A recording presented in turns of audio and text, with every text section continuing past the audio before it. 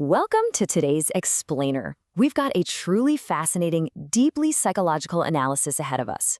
We're going to dissect two absolutely terrifying case files of haunted houses to uncover the deeply human, earthly tragedies that birthed them. We so often hear these ghost stories and focus purely on the supernatural stuff, right? But as we're going to see by examining the actual source events, the real horror almost always starts with the living. Okay, let's dive into this. What exactly turns a normal, everyday house into a haunted one? I mean, really think about it. Today we're exploring the premise that ghosts and hauntings are rarely just born out of thin air. They're born from earthly horrors. They are echoes of profound, very real human suffering. As we break down our source stories today, a really fascinating theme pops up. The supernatural elements, the screams in the night, the ghostly apparitions. They're truly just symptoms of a much darker societal disease. The real monsters in these stories, they aren't the spirits trapped in the homes. No way. The real monsters are the crushing weights of societal pressure, judgment, and prejudice. Let's look at the evidence. Case number 1, the Vyas family in New Delhi. On the surface, this was a completely ordinary society, a seemingly normal home with a mother, Anita, and her daughter, Priya. But behind closed doors, a reality was unfolding that would permanently scar their house. Let's move to the timeline and see how this builds, because the sequence of events is absolutely crucial, and honestly, pretty confusing at first. It starts bizarrely at 10 p.m. A thief breaks into the Vyas home only to stumble upon the decomposing bodies of Anita and Priya. He runs to the police. Now, by 11 p.m., the police are notified, but they're obviously pretty skeptical. I mean, taking the word of a thief, right? So they investigate, but they just hit a wall. But here is where it gets crazy. The very next morning, a neighbor named Sushila insists she just spoke to the victims yesterday. The timeline doesn't make any sense at all. So to solve the mystery, the police set up a midnight stakeout outside the house. And while sitting there in their Jeep, they don't witness a crime, they witness a supernatural replay of the past. Right there, during this ghostly replay, the police literally watch the final, fatal argument between the mother and daughter unfold. It's incredibly intense. Anita screams, "I will show the world that I haven't given society's daughter bad values. You have to live in this society." This wasn't some robbery gone wrong. This was an incredibly toxic dispute, rooted entirely in the sheer terror of what the neighbors would think. So what exactly were the triggers for this murder-suicide? Well, according to the source, the daughter, Priya, revealed she was pregnant out of wedlock. And to complicate things further, her partner was a man who had already been married 3 times. For Anita, this was just an unforgivable social sin. Her absolute obsession with her social image, that ultimate suffocating fear of lo kya kahenge, which basically means, what will people say, it completely overpowered her maternal instinct. Anita actually chose to stab her daughter and then herself, rather than face the judgment of her community. Which brings us to the core takeaway of our first case. The haunting of the Vyas house isn't scary just because there are ghosts floating around. It's terrifying because it represents toxic parenting masked as societal preservation. The real horror was a mother's fatal obsession with societal norms over the life and well-being of her own child. The ghosts we see, they're really just an echo of that profound betrayal. In the Vyas case, the destruction came from within the family unit itself, driven by internalizing the outside world's judgment.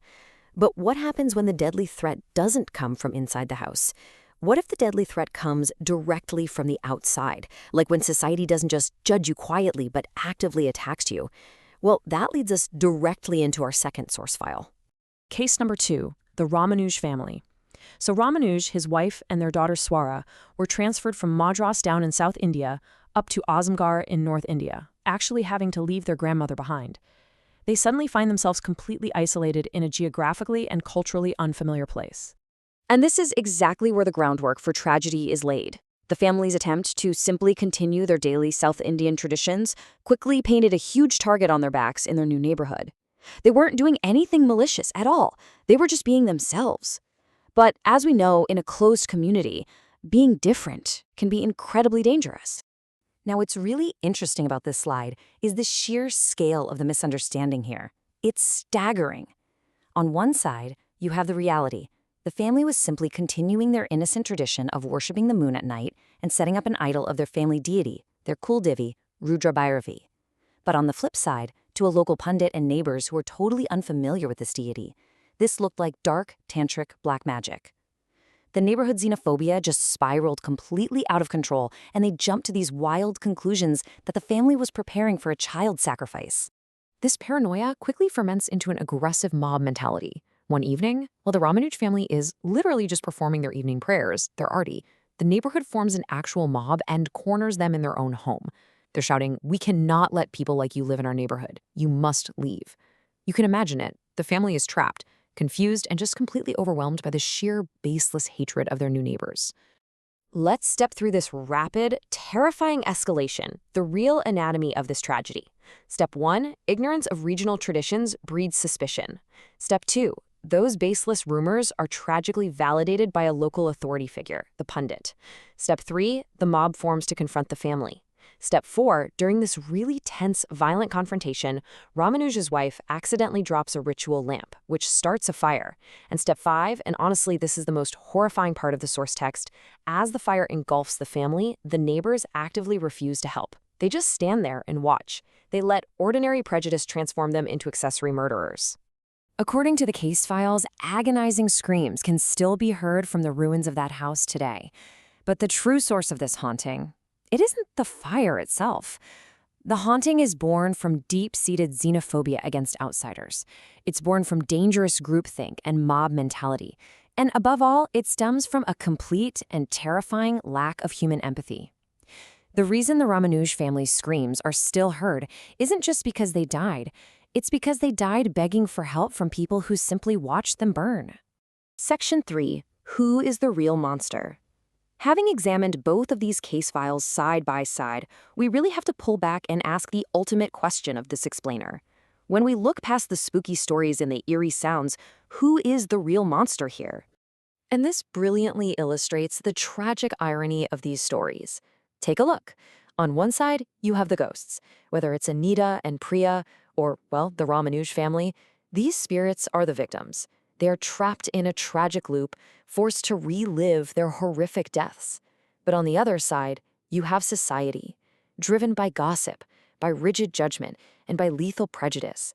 In both of these cases, societal norms and the people enforcing them are the actual villains, actively creating the horrors. Which leaves us with this final thought to ponder as we wrap up our analysis today.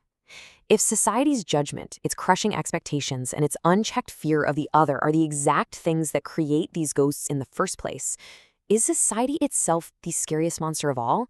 It's definitely something to think about the next time you hear a ghost story, or, maybe the next time you find yourself judging a neighbor.